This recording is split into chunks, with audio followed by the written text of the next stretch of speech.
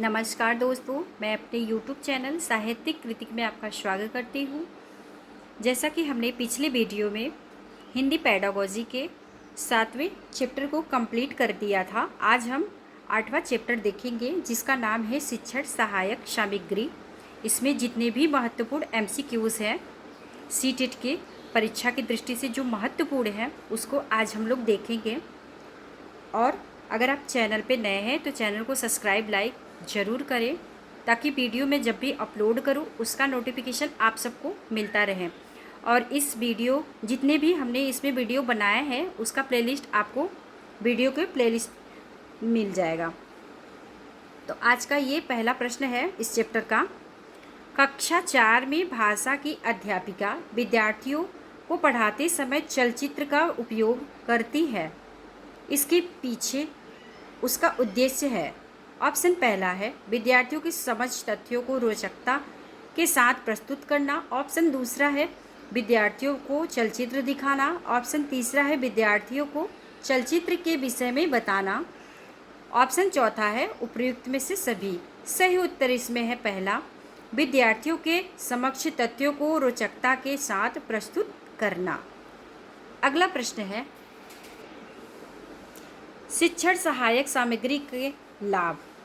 Option पहला है इससे पाठ अधिक सरल, रोचक तथा मनोरंजक बन जाता है।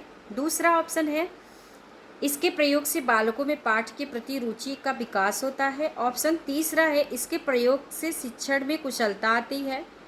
ऑप्शन चौथा है उपर्युक्त सभी। सही उत्तर इसमें है चौथा, उपर्युक्त में से सभी। ये सब सहायक जो शिक्षक सहायक सामग्री है इसमें लाभकारी होते हैं। अगला प्रश्न है शिक्षण सहायक सामग्री। ऑप्शन पहला है ज्ञान को स्थायित्व प्रदान करते हैं। दूसरा है शिक्षण शैली में रोचकता उत्पन्न करते हैं। तीसरा है भाषा संबंधी कठिनाइयों को दूर कर सकते हैं। और चौथा है उपर्युक्त में से सभी। सही उत्तर इसमें है चौथा, उपर्युक्त में से सभी। अगला प्रश्न है शिक्षण सहायक सामग्रियाँ। ऑप्शन पहला है विद्यार्थी के लिए लाभकारी होती है। दूसरा है अध्यापक के लिए लाभकारी होती है। तीसरा है दोनों के लिए लाभकारी होती है। चौथा है शिक्षण प्रक्रिया को जटिल करती है। सही उत्तर इसमें है तीसरा, दोनों के लिए लाभकारी होती है। अगला प्रश्न है शिक्षण सहायक सामग्री नहीं है। ऑप्शन पहला है विज्ञान। ऑप्शन दूसरा है कंप्यूटर। ऑप्शन तीसरा है चित्र और ऑप्शन चौथा है पर्यवेक्षक। इसका सही उत्तर है पहला, विज्ञान, जो कि शिक्षण सहायक सामग्री में नहीं आता है। सही उत्तर इसमें है पहला। अगला प्रश्न है शिक्षक द्वारा कक्षा में नाटक कराने का उद्देश्य है। ऑप्शन पहला है नाटक विधा से परिचित कराना। दूसरा ऑप्शन है विद्यार्थियों को रंगमंच से अवगत कराना। तीसरा है रोचकता के साथ विषय वस्तु को समझाना। चौथा है उपर्युक्त में से सभी। सही उत्तर इसमें है तीसरा, रोचकता के साथ विषय वस्तु को समझाना। अगला प्रश्न है श्रव्य शिक्षण सहायक सामग्री का साधन नहीं है। ऑप्शन पहला है रेडियो। ऑप्शन दूसरा है भ्रमण। तीसरा ऑप्शन है टेलीफोन। चौथा है ग्रामोफोन। सही उत्तर इसमें है दूसरा, भ्रमण, जो कि श्रव्य सहायक सामग्री का साधन नहीं है, भ्रमण। अगला प्रश्न है भाषा शिक्षण के संदर्भ में निम्नलिखित में से कौन सी पाठ्य पुस्तकों की उपयोगिता है। ऑप्शन पहला है ज्ञान प्राप्ति के लिए पुस्तकें सर्वसुलभ एवं मितव्ययी साधन है। दूसरा है पुस्तकें अर्जित ज्ञान का स्थायीकरण है। और तीसरा है छात्र शिक्षक दोनों को ही पुस्तकों के माध्यम से पाठ्यक्रम का ज्ञान रहता है। और चौथा है उपर्युक्त में से सभी। सही उत्तर इसमें है पहला, ज्ञान प्राप्ति के लिए पुस्तकें सर्वसुलभ मितव्ययी साधन होते हैं। अगला प्रश्न है भाषा शिक्षण के संदर्भ में निम्नलिखित में से कौन सी पाठ्य पुस्तकों की उपयोगिता है। ऑप्शन पहला है पाठ्य पुस्तकें शिक्षक का मार्गदर्शन करती है। ऑप्शन दूसरा है पुस्तकें ज्ञान प्राप्ति का सशक्त साधन है। पुस्तकों के सहारे व्यक्ति बिना गुरु के भी अपना ज्ञान अर्जन कर सकता है। ऑप्शन तीसरा है पुस्तकें मौलिक चिंतन की सशक्त पृष्ठभूमि तैयार करती हैं। ऑप्शन चौथा है उपर्युक्त में से सभी। सही उत्तर इसमें है चौथा, उपर्युक्त में से सभी। अगला प्रश्न है भाषा की पाठ्य पुस्तक में ऐसे पाठ रखे जाएं जो ऑप्शन पहला है केवल व्याकरणिक नियमों का ही अभ्यास कराते हो। दूसरा है अत्यंत छोटे हो। तीसरा है सरल भाषा से युक्त हो। चौथा है बच्चों के परिवेश से जुड़े हो। सही उत्तर इसमें है तीसरा, सरल भाषा से युक्त हो। अगला प्रश्न है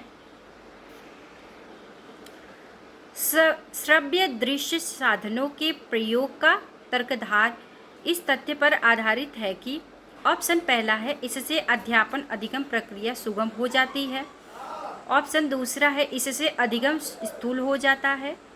ऑप्शन तीसरा है इससे हमारी दोनों इंद्रियां सक्रिय हैं। चौथा ऑप्शन है यह मात्र किसी चीज को करने का दूसरा तरीका है। सही उत्तर इसमें है इससे अध्यापन अधिगम प्रक्रिया सुगम हो जाती है। सही उत्तर इसमें है पहला। अगला प्रश्न है दृश्य श्रव्य सामग्री कैसी नहीं होनी चाहिए। अगला प्रश्न, इसका पहला ऑप्शन है जो शिक्षण के उद्देश्य की प्राप्ति में सहायता हो दे। दूसरा है सुंदर तथा आकर्षक हो। तीसरा है बालक को विचलित करने वाली। चौथा है बालकों की रुचि को बढ़ाने वाली। सही उत्तर इसमें है तीसरा, बालकों को विचलित करने वाली। अगला प्रश्न है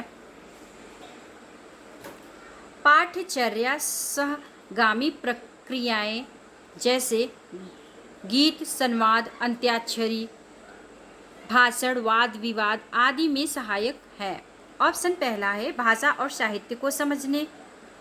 दूसरा है अधिक अंक प्राप्त करने। तीसरा है समय और श्रम की बचत करने। और चौथा है शिक्षक के कार्यभार को कम करने। सही उत्तर इसमें है पहला, भाषा और साहित्य को समझने के लिए। अगला प्रश्न है पाठ्य पुस्तक भाषा शिक्षण में मुख्यतः क्या सहायता करती है। ऑप्शन पहला है व्याकरणिक नियम कंठस्थ कराती हैं। दूसरा है भाषा के विभिन्न छटाएं प्रस्तुत करती हैं। और तीसरा है बच्चों का आकलन करती हैं। चौथा है बच्चों को विभिन्न परों की जानकारी देती है। सही उत्तर है इसमें दूसरा, भाषा की विभिन्न छटाएं प्रस्तुत करती है। अगला प्रश्न है भाषा की पाठ्य पुस्तक के लिए पाठों का चयन करते समय क्या सर्वाधिक महत्वपूर्ण है। ऑप्शन पहला है पाठों की संख्या। दूसरा है प्रसिद्ध लेखकों की रचनाएं। और तीसरा है ऐसे पाठ जो बच्चों के संवेदनालोक के साथ बन सके। और चौथा है ऐसे पाठ जो अलंकारिक भाषा से युक्त हो। सही उत्तर है इसमें तीसरा, ऐसे पाठ जो बच्चे की संवेदना लोक के साथ बन सके। सही उत्तर है इसमें तीसरा। अगला प्रश्न है भाषा की कक्षा में समाचार पत्र पत्रिकाओं का उपयोग यह सुनिश्चित करता है कि ऑप्शन पहला है बच्चों की भाषा पर समाचार पत्र पत्रिकाओं का प्रभाव पड़े। दूसरा है बच्चों को मुख्य शीर्षक याद है। और तीसरा है बच्चे प्रामाणिक लेख, समाचार आदि पर अपनी प्रतिक्रिया देने की क्षमता रखते हैं। और चौथा है शिक्षण सामग्री का उपयोग हो रहा है। सही उत्तर है इसमें तीसरा, बच्चों को प्रामाणिक लेख, समाचार आदि पर अपनी प्रतिक्रिया देने की क्षमता रखते हैं। अगला प्रश्न है बच्चों को बाल साहित्य उपलब्ध कराने से क्या लाभ है। ऑप्शन पहला है बच्चों को विविधतापूर्ण भाषिक सामग्री पढ़ने के अवसर देना। दूसरा है पात्रों का चरित्र चित्रण करने की कुशलता का विकास। तीसरा है श्रवण कौशल का विकास। चौथा है लेखकों से परिचय। सही उत्तर इसमें है पहला, बच्चों को विविधतापूर्ण भाषिक सामग्री पढ़ने के अवसर देना। इसका सही उत्तर है पहला। ठीक है दोस्तों, फिर मिलते हैं हम नेक्स्ट वीडियो में अगले चैप्टर को लेके। अभी तक वीडियो में बने रहने के लिए आप लोगों का बहुत बहुत धन्यवाद।